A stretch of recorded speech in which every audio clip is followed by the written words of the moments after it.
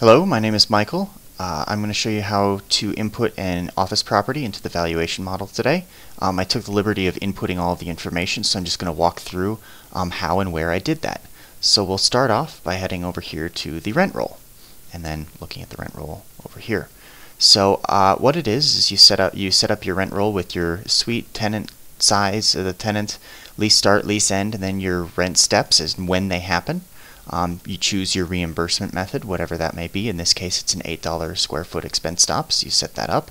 We're using OPEX Schedule 1 based on what I inputted it, so in case your property has multiple operating operating expenses for certain tenants, then you can actually have separate schedules for them. There is no management fee in this, and they are definitely not a retail tenant.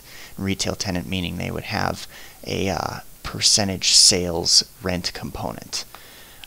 So I did the same here with the second tenant here, that Temps LLC.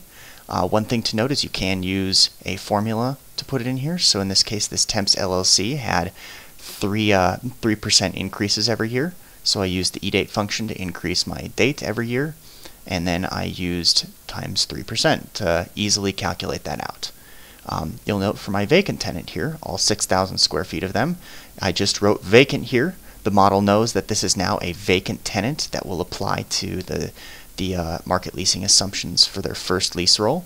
And you'll note that all the rest of these are labeled NA. That way the model knows to exclude them from the calculations. So excuse me, let's head over to the property assumptions so that we can input them.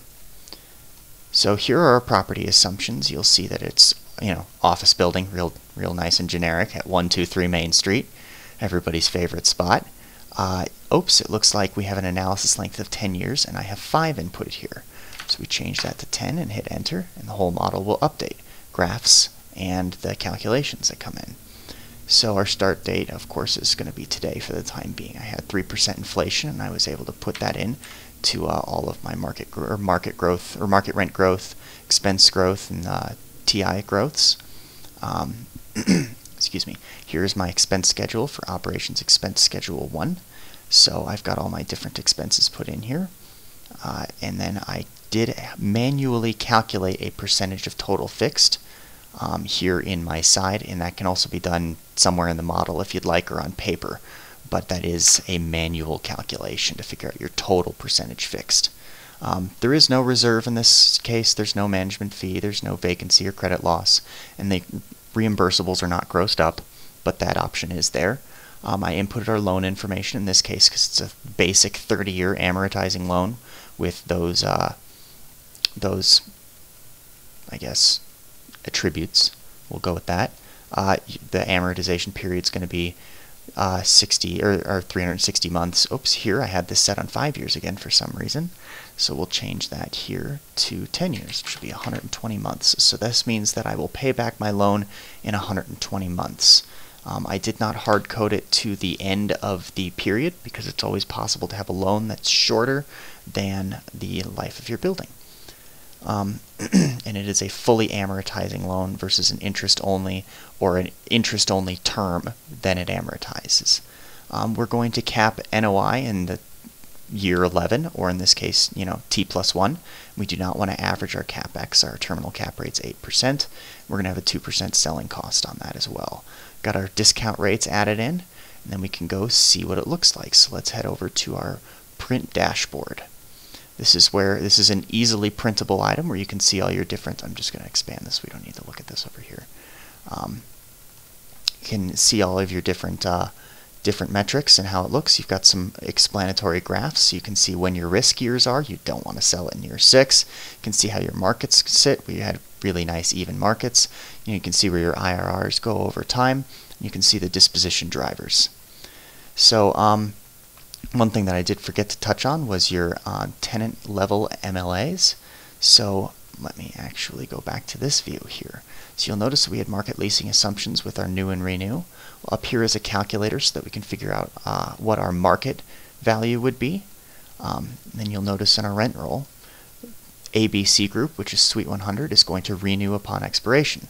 So I took my renew from the market leasing assumptions and I input it here for the first lease roll.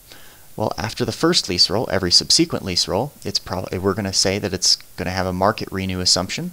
So I inputted the market values based on this calculator output down to here. Said it was going to have stable rents during the lease, and it's going to be a percentage LC, excuse me, percentage leasing commission versus a dollars per square foot leasing commission. You can also choose to have fiscal rent change throughout the lease, meaning that if the lease is signed in December, on January 1st, it would have lease roll, or excuse me, a rent bump. So here for Suite 150, we had it was going to market, so I inputted those market dates for the first lease roll and every subsequent lease roll. And for the vacant unit, the first lease roll is going to be when we lease that unit up, because it's currently vacant. So I inputted our new assumptions down in there. So that's our 8 months downtime. So that means that if we go to our tenant level MLAs, or excuse me, tenant level DCFs, you should be able to see 8 months downtime for this vacant unit. And then of course after that it's going to go to market.